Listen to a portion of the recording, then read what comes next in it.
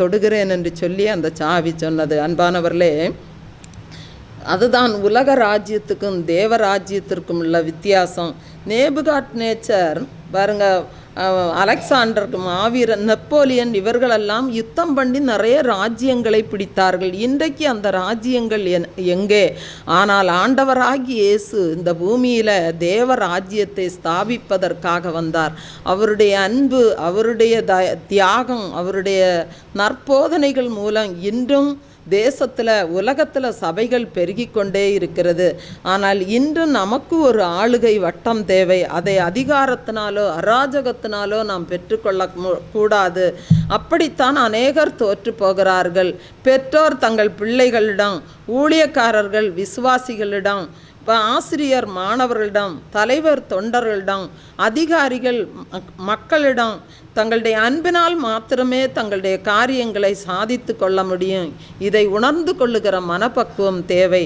நீதிமொழிகள் 13வது அதிகாரம் 24வது வசனம் சொல்லுகிறது, பிரம்பை கையாடாதவன் தன் மகனை பகைக்கிறான், அவன் மேல் அன்பாய் இருக்கிறவனோ அவனை ஏற்கனவே தண்டிக்கிறான். பாருங்க, பிள்ளைகளை ஒழுங்குபடுத்த பிரம்பை கையாட வேண்டும் என்று சொல்லப்பட்டாலும் அன்புள்ளவர்கள் பயன்படுத்துகிற பிரம்பு தான் அந்த பிள்ளையை ஒழுங்குபடுத்தும். கோபத்தோடு ஆத்திரத்தோடு பயன்படுத்துகிறவருடைய பிரம்பானது பிள்ளைகளை கடின இருதயம் உள்ளவர்களாக மாற்றிவிடும். நீதிமொழிகள் 25வது அதிகாரம் 15வது வசனம் சொல்லுகிறது, நீண்ட பொறுமையினால் பிரபுவையும் சம்மதிக்க பண்ணலாம், இனிய நாவு எலும்பையும் நொறுக்கும். ஆகவே நாம் அன்பாக பேசி, நாம் அன்பை காட்டி தலைமை பொறுப்பிலிருந்து அநேகருக்கு நாம் ஆசீர்வாதமாக இருக்க முடியும். அன்பானவர்களே, தேவன் நமக்காக சகல ஆசீர்வாதங்களையும் ஆயத்தம் பண்ணி இருக்கிறார்.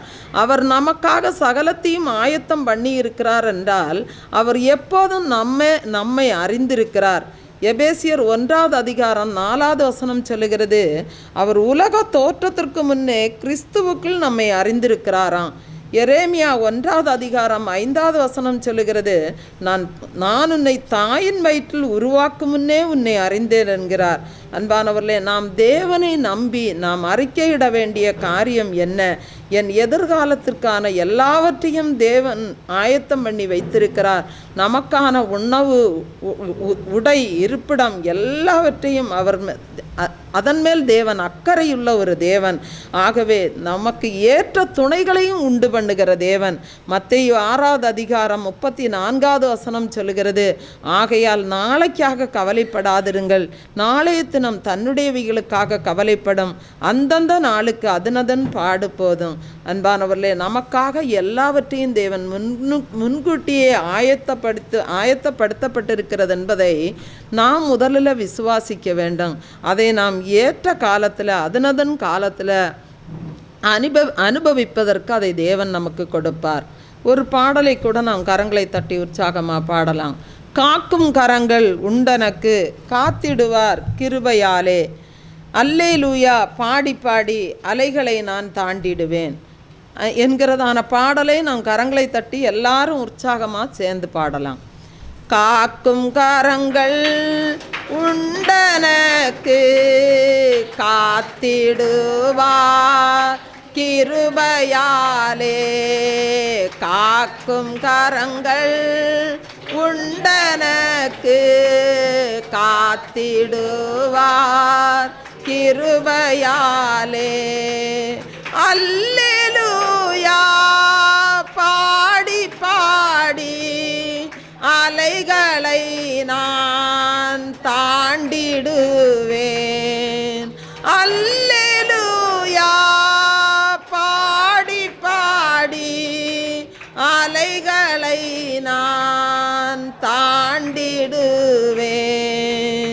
நம்பி வா இயேசுவை, நம்பி வா இயேசுவை, நம்பி வா இயேசுவை, நம்பி வா இயேசுவை. நிந்தனைகள் போராட்டம் வந்தோம், நீதியின் தேவன் தாங்கி நிந்தனைகள் போராட்டம் வந்து நிதியின் தேவன் தாங்கினாரே. நேசக்கோடி என்மேல் பறக்க நேசருக்காய் ஜீவித்திடுவேன். நேசக்கோடி என்மேல் பறக்க நேசருக்காய் ஜீவித்திடுவேன். நம்பி வா இயேசுவை, நம்பி வா இயேசுவை, நம்பி வா இயேசுவை, நம்பி வா இயேசுவை. கன்மலைகள் பெயர்க்கும்படியாய் கர்த்தருன்னை கரம் பிடித்தார். கன்மலைகள் பெயர்க்கும்படியாய் கர்த்தருன்னை கரம் பிடித்தார். காத்திருந்து பலனடைந்து கடுகு போல எழும்பிடுவார். காத்திருந்து பலனடைந்து கடுகு போல எழும்பிடுவார். நம்பி வா இயேசுவை, நம்பி வா இயேசுவை, நம்பி வா இயேசுவை, நம்பி வா இயேசுவை. அத்திமரம் துளிர் விடாமல் ஆட்டு மந்தை முதலற்றாலும், அத்திமரம் துளிர் விடாமல் ஆட்டு மந்தை முதலற்றாலும், கர்த்தருக்கு காத்திருப்போர் வெட்கப்பட்டு போவதில்லை. கர்த்தருக்கு காத்திருப்போர் வெட்கப்பட்டு போவதில்லை. நம்பி வா இயேசுவை, நம்பி வா இயேசுவை, நம்பி வா இயேசுவை, நம்பி வா இயேசுவை. காக்கும் கரங்கள் உண்டனக்கு காத்திடுவார் கிருபையாலே. காக்கும் கரங்கள் உண்டனக்கு காத்திடுவார் கிருபையாலே. அல்லேலூயா பாடி பாடி அலைகளை நான் தாண்டிடுவேன். அல்லேலூயா பாடி பாடி அலைகளை நான் தாண்டிடுவேன்.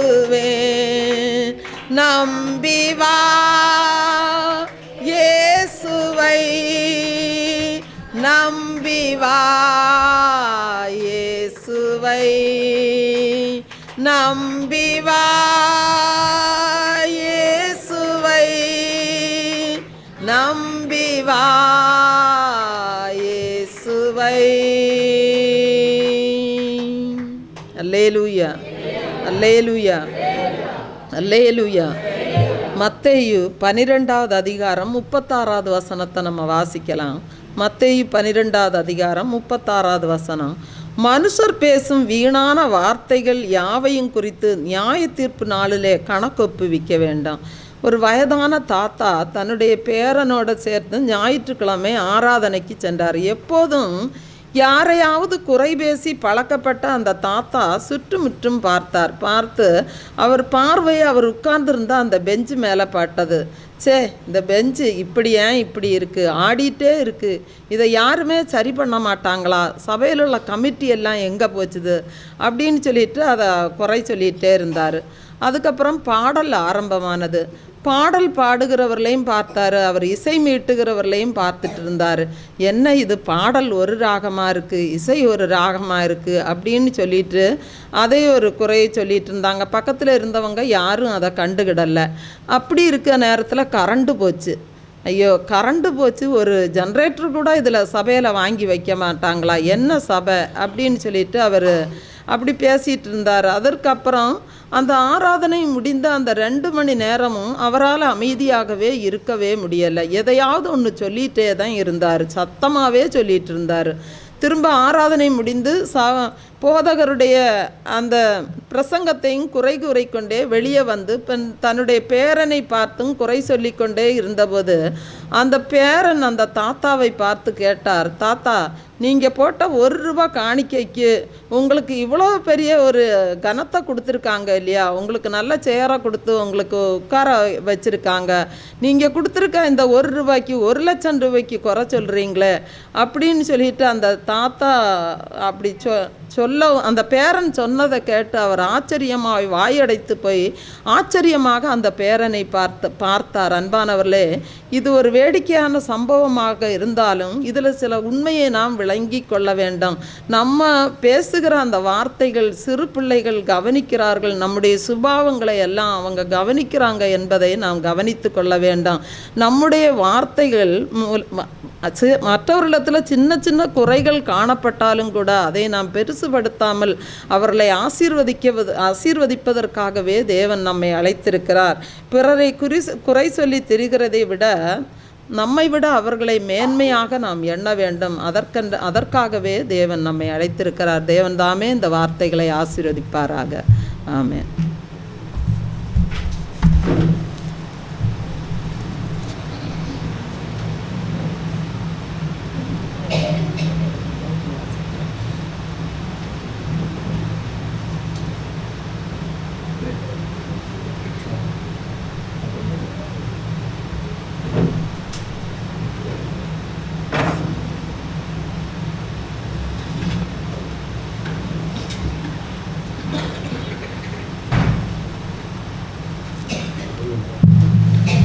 இன்று தியானிப்பதற்காக எடுத்துக்கொண்ட வசனம் மத்தேயு 27, 24 மற்றும் 25.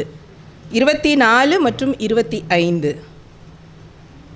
கலகம் அதிகமாய் இருக்கிறதே அல்லாமல் தன் பிரயாசத்தினாலே பிரயோஜனம் இல்லை என்று பிலாத்து கண்டு தண்ணீரை அள்ளி ஜனங்களுக்கு முன்பாக கைகளை கழுவி, இந்த நீதிமானுடைய இரத்தப்பழிக்கு நான் குற்றமற்றவன், நீங்களே பார்த்து கொள்ளுங்கள் என்றான்.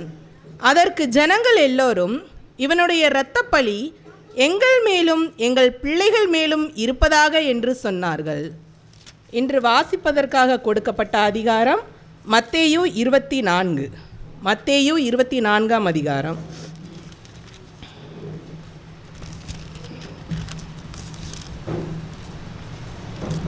இயேசு தேவாலயத்தை விட்டு புறப்பட்டு போகையில் அவருடைய சீஷர்கள் தேவாலயத்தின் கட்டடங்களை அவருக்கு காண்பிக்க அவரிடத்தில் வந்தார்கள்.